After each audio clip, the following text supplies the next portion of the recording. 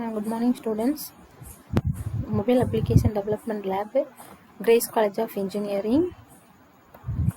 Today, fifth exercise, Notifications Manager.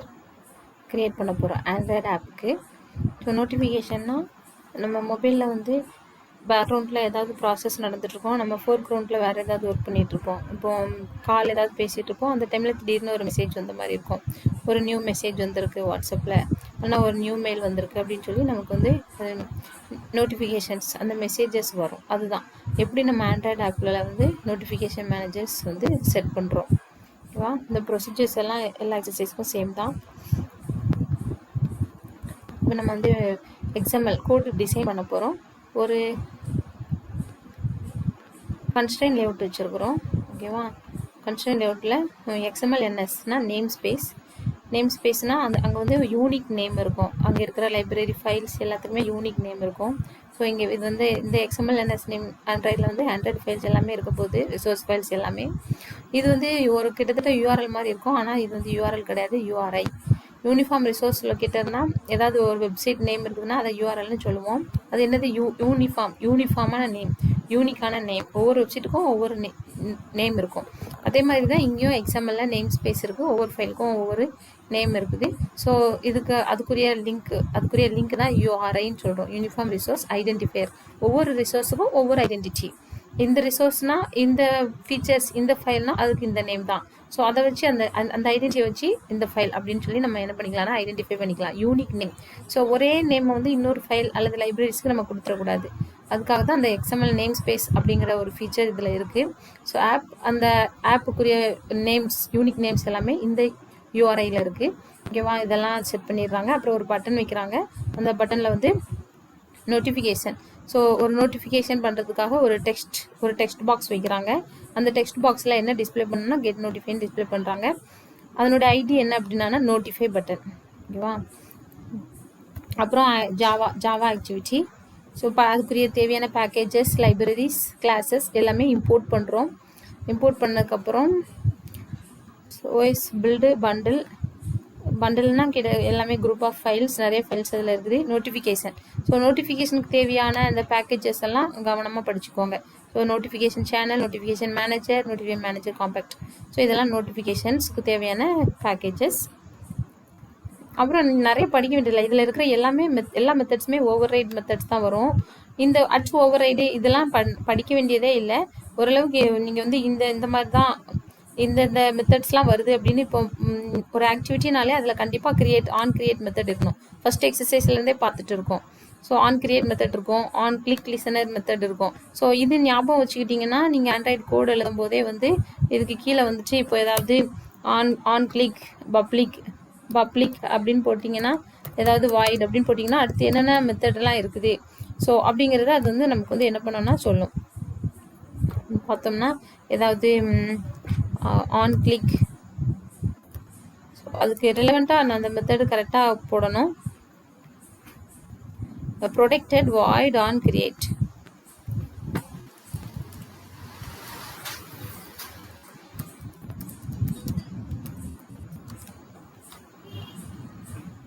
Void. Okay, இது building மோடில் வச்சுருக்கேன், ப்ராஜெக்ட் மோடில். அதனால் இதில் வந்து எனக்கு எடிட்டிங் வரல. ஓகேவா? ஸோ புதுசாக இப்போ வந்து உங்களுக்கு நான் நியூ ஃபைல் எடுத்து காட்டுறேன். ஒரு ஃபைலில் போய் ஒரு நியூ ஆப் எடுக்கிறோம் அப்படின்னா, நியூ ப்ராஜெக்ட் எடுக்கிறோம்னா இதில் வந்து நமக்கு நிறைய இது வந்து அதுவாகவே வந்துடும்.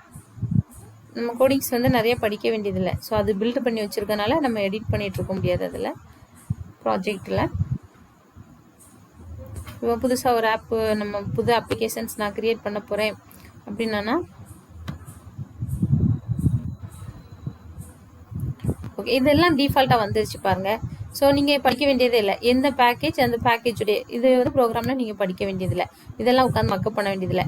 ஸோ இம்போர்ட் நம்ம பண்ணணும். என்னென்ன எந்த அப்ளிகேஷன் கிரியேட் பண்ண போகிறோமோ அதுக்கு தேவையான பேக்கேஜஸ் நம்ம இம்போர்ட் பண்ணணும். அதனால் என்ன பேக்கேஜ்லாம் நம்ம இம்போர்ட் பண்ண போகிறோம் அப்படிங்கிறத நம்ம படிக்கணும். ஓகேவா? ஸோ இது மெயின் ஆக்டிவிட்டி கண்டிப்பாக அதில் நம்ம ஆன் கிரியேட், இந்த கிரியேட் ஆப்ஷன் கண்டிப்பாக இருக்கும். அதில் சூப்பர் அப்படிங்கிறத வச்சு நம்ம என்ன பண்ணுவோம், மெத்தடை கால் பண்ணுவோம். ஸோ இதெல்லாம் இருக்கும்.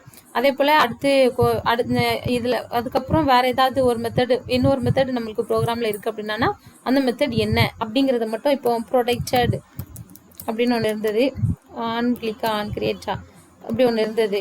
ஸோ இந்த டைப் பண்ணுறோம் அப்படின்னாலே இந்த ரன் ஆகிட்டு இருக்கு, எனக்கு ஸ்லோவாக இருக்குது, அடுத்து என்ன டைப் பண்ணணும் அப்படிங்கிறது நமக்கு அதிலே வரும். சரியா? ஸோ அடுத்து இதுவாக தான் இருக்கும், இந்த மெத்தட் வேணுமா இல்லை வேறு மெத்தட் வேணுமா, என்ன மெத்தட் வேணும் அப்படிங்கிறது நமக்கு அதுவே ஆப்ஷன்ஸ் கொடுக்கும். ஓகேவா? நோட்டிஃபை பட்டன் அப்படிங்கிற இது வந்து ஒரு ஆப்ஜெக்ட். ஸோ இந்த ஆப்ஜெக்ட் நம்ம கொடுத்ததுமே அப்போ இந்த மெத்தட் வேணுமா, எந்த மெத்தட் வேணும் அப்படின்னு சொல்லி கேட்கும். Notify btn.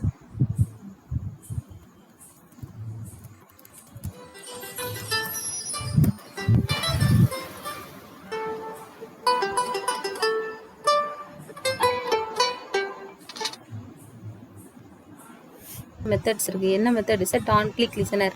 இதை நம்ம ஞாபகம் வச்சுக்கிடணும். ஓகேவா? அப்போ செட்டு கொடுத்தோம்னா ஸோ அதுவே அடுத்து என்ன வரணும், என்ன மெத்தட் வரும் அப்படிங்கிறத நமக்கு அது வந்து சொல்லும். சரியா?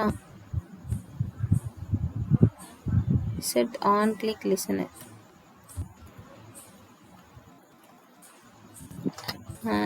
எஸ்ஸில் ஸ்டார்ட் பண்ணால் அடுத்து என்னது, எஸ்பிசியா, ஸ்டார்டரா, சொபிஸ்டிக்கா, ஸோ என்ன மாதிரி நமக்கு மெத்தட் வேணும் அப்படிங்கிற ஃபீட்பேக் அது வந்து கொடுக்கும், ஆப்ஷன்ஸ் கொடுக்கும்.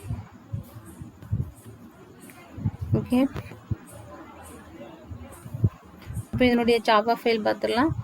ஜாவா ஃபைலில் நோட்டிஃபை பட்டன் இருக்குது. இங்கே தான் நோட்டிஃபிகேஷன், புதுசாக நோட்டிஃபிகேஷன் சேனல் அப்படிங்கிற கிளாஸுக்கு சேனல் கிரியேட் பண்ணுறாங்க. அதில் வந்து ஐடி வந்து என்னென்னா மை நோட்டிஃபிகேஷன், நேம் வந்து மை நோட்டிஃபிகேஷன். அந்த நோட்டிஃபிகேஷன் மேனேஜர் வந்து importance default.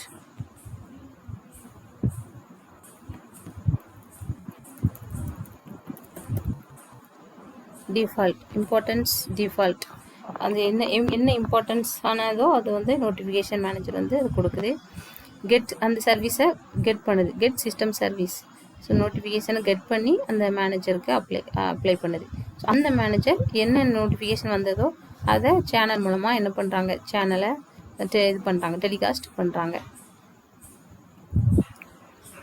So my notification. Hello builder set content title hello, this is a simple notification. Launcher background இருக்குது.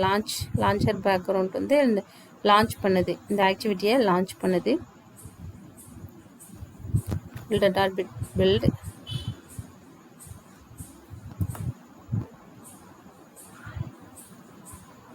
ஓகே, ஸோ என்னுடைய இதை ரன் பண்ணி பார்த்தோம்னா நமக்கு அவுட்புட்டு நமக்கு வந்து நோட்டிஃபிகேஷன்ஸ் நமக்கு வரும். ஓகேவா?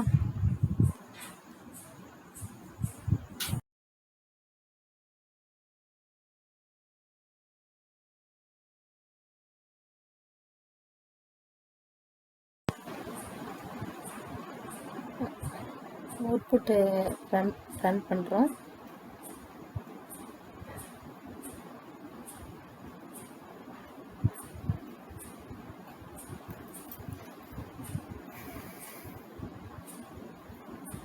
கிரேடல் பில்ட் ஆகிட்டு இருக்கு, ரன் ஆகிட்டு இருக்கு.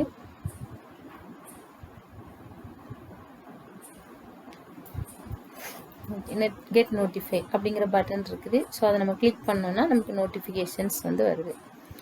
இந்த மாதிரி நம்மளுடைய ஸ்க்ரீனில் alerting notification, hello this is a simple notification தான் நம்மளுடைய அவுட்புட்.